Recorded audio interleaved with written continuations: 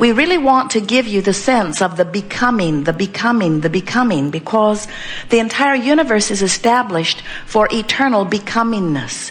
You could accurately say that the contrast that so many humans think they would like to do without is literally the stuff that puts the eternalness in eternity. Because if it were not for that contrast, expansion would not happen.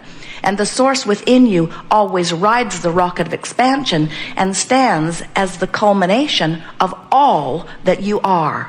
That which you are before you were born, that which you have become now that you're in this body, that which this life experience of contrast has given birth to, the culmination, the leading edge, furthermost place of that which you have become. So we call this gathering the art of allowing. And what it really means is allowing me in my human form to be up to speed with what life has caused me to be. Allowing me to be in vibrational alignment with the fullness, with the wholeness of all that I am.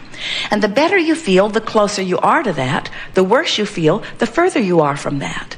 You can't really get very far from it, because even if you pinched yourself off with negative thoughts of doubt and worry and fear and despair for a long time, maybe even your whole life, even if you did that in the moment of your reemerging back into physical, in what you call the death experience, we like to call it the croaking experience. We like to be as disrespectful of death as we can be, since there is no such thing. When you withdraw your attention from this physical time-space reality and you reemerge into that which you truly are, you get right up to speed with all that life has caused you to be, and you feel the elation of that expanded beingness. This Art of Allowing workshop is about you figuring out how to, day by day, moment by moment, really thought by thought, get into vibrational alignment with the expanded version of you. And the reason that that is so important is because if you don't stay up to speed with what life has caused you to become, you don't feel good. You're not living the life you intended to live. You're sort of, if you will forgive the bulky analogy, like a two-headed monster, and we just want both heads to get going in the same direction. When the source within you is loving you and you are mad at you, you're tearing yourself apart. When the source within you is loving that which you have called your enemy, and in fact would never find anyone to be enemy-like or worth condemning, when the source within you is loving whoever it is you're focused upon, and you're hating them or fearing them, you're tearing yourself apart. When the source within you knows your worthiness and you don't, you're tearing yourself apart. When you are critical of yourself or anyone and source isn't, you tear yourself apart. When you doubt, source doesn't. When you fear, source doesn't. When you hate, source doesn't. In other words, the source within you is pure positive energy, and the closer you get to that, the better you feel. In fact, in that direction, you feel ease. When you don't do it, you feel dis-ease. So, positive emotion means me in my physical body right now, by virtue of whatever it is I'm giving my attention to, have found vibrational alignment with source energy. And under those conditions, if you hold steady in those kinds of thoughts, you thrive. But if you are consistently worried or angry or fearful, if you are watching CNN and believing what they're telling you, if you're holding yourself in vibrational alignment with the idea that you are not in control of your own experience, if you are being brought to a place of feeling no power, then you are holding yourself consistently in a vibration of separation. That's too strong of word, but we want to make the point. Of separation from who you really are. And under those conditions, you will not continue to thrive. You are source energy. And there is this wonderful buffer of time between the thought that you think and what actually manifests. Because after all, you're not only offering a vibration based upon what you're thinking right here, this red hot minute. You are offering a vibration about who you really are. Are you getting a sort of sense of this duality? You are source energy who is in a physical body and therefore allowed to think and expand. When you are thinking thoughts that are in alignment with the way source sees it, when you're looking at life through the eyes of source, you love the life you see and you thrive within it. But if you find things to fuss and worry about and you do it consistently, then you begin to activate vibrations within you that consistently do not allow the fullness of the energy that is really you. And under those conditions, you don't feel so good. Now, you can blame everyone under the sun for the negative emotion you feel. You can blame your mate. You can blame your children. You can blame your parents. You can blame your government.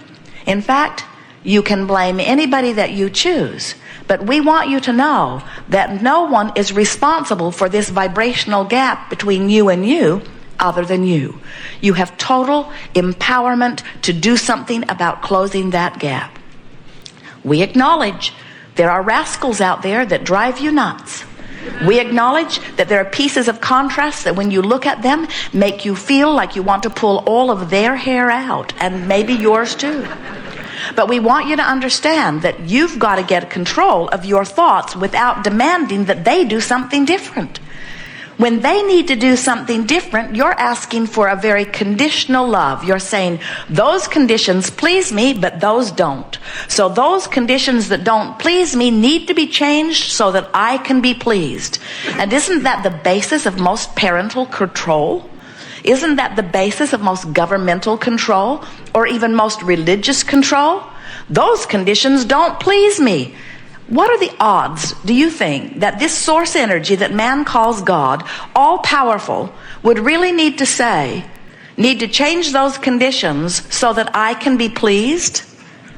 We want you to understand that that which man calls God and that which we know as source has got this figured out and does not need your compliance in order to feel good. That would be a pretty limpid God, in our opinion. If God were really to say, I want to feel good, but you are not pleasing me. Therefore, I do not feel good, and therefore, I will blow you all up. I will give you one more millennium to comply.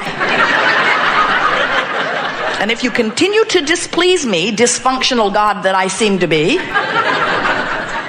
and we are wanting you to understand that that which is source energy is always pleased, because that which is source energy understands the whole cycle of things, knows the eternal expansion, and knows the well-being nature of all that is. But you, in your physical form, you can use any excuse in the world to not be in vibrational alignment with who you are. And as you choose thoughts that source does not choose, you feel rotten. And then you run around and you're feeling rotten, and you say, I feel rotten, you need to stop doing that, and you need to stop doing that, and you need to stop doing that. And we say, what you are really wanting to do is to discover the freedom that only comes in unconditional love. The freedom that comes in aligning with the source within you and looking at the world through the eyes of source. And when you do, you feel worthy. And when you do, you feel and are love. When you do, you are tuned in, tapped in, turned on. You are the powerful creative genius that you are. You are the extension of source. You are the physical human embodiment of source. And you are then and only then living the life that you intended to live when you came forth into this physical body. Humans commonly say to us, Abraham, if I was pure positive energy before I was born into this body, and I'm going to bang around and then I'm going to return to pure positive energy, why did I bother to come forth and bang around?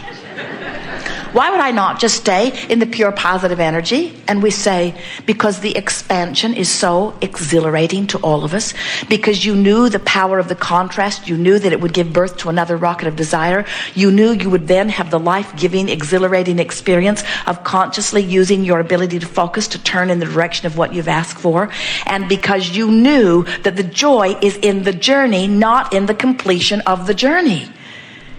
We never see you make a plan for a vacation. You say, oh, I'm going to 10 cities. I'll go to this city and this city and this city and this city and this city and this city, and then I'll come back home. We never ever hear you say, oh, let me look at this objectively. Home is my final destination, and I am home. Why go? I think I'll just check this vacation off my list. Vacation has been accomplished. And we say, you don't go on the vacation to get it done. You go on the vacation for the fun along the way, for the insight, for the expansion, for the exhilaration, for the opportunities, for the expression of life. Can you imagine Jerry and Esther saying to their river guide, where will this raft come out of the river? And he would say, oh, many miles downstream, close to Fort Collins.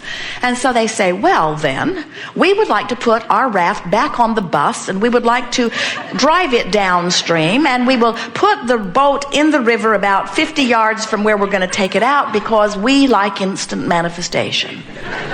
And he would say, all right, crazy lady, but I thought you wanted a ride on the river. And that's what we want to say to you. We know you wanted the ride on the river.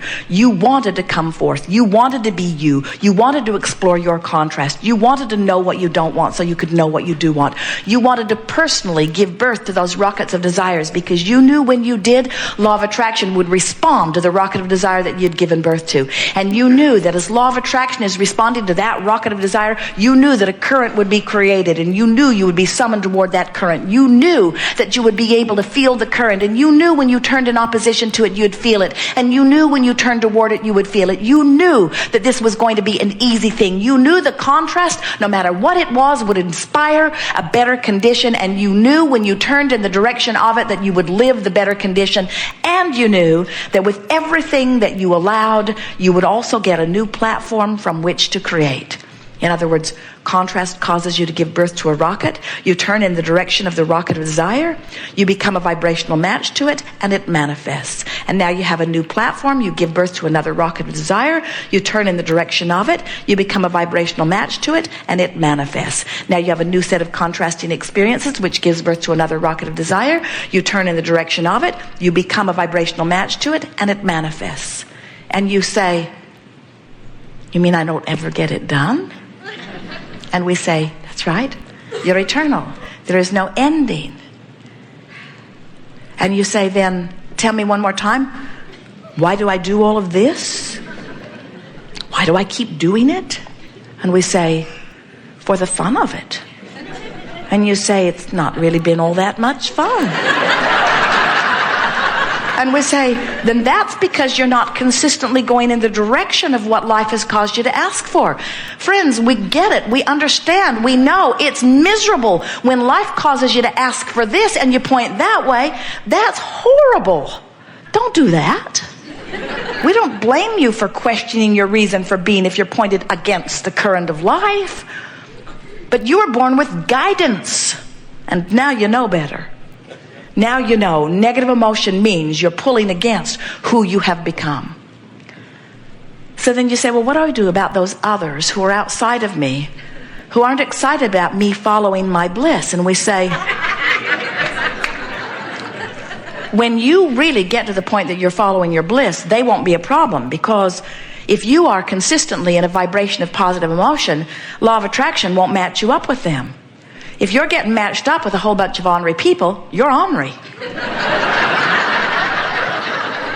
If people are giving you trouble in traffic, you're trouble. Jerry said, when he first met us through this format, I think that there should be islands of incarceration. The perfect judicial system. We'll put all the rapers on one island and they can do it to each other. We'll put all the killers on one island, they can do it to each other. We'll put all the burglars on one island, they can burglar each other. And we said, you already have those islands. Vibrational islands. And the audience said, how can that be? How would the one who is murdered end up on the same island as the one who murders? And we say, same vibration. In other words, whether you are murdering because you feel despair and you've moved into revenge and no one's allowed you to move further from it. In other words, isn't that what happens? You're in despair. You naturally move into revenge, and then your society says, oh no, revenge is not appropriate. This is as far as you go on the revenge ladder. So you go despair, revenge, despair, revenge, despair, revenge. Have you been following the lives of the serial killers? Have you read about what their life was like? Listen to any one of those stories, and what you hear is about someone who as a child was not encouraged into his alignment. And every time he made the effort to move forward, he was stopped by a system or a society or someone bigger and stronger who says, you're not allowed to feel that way, rather than encouraged to move right on through it into something that was more in alignment. We promise you that if someone presses a pillow to your face, you will flail about.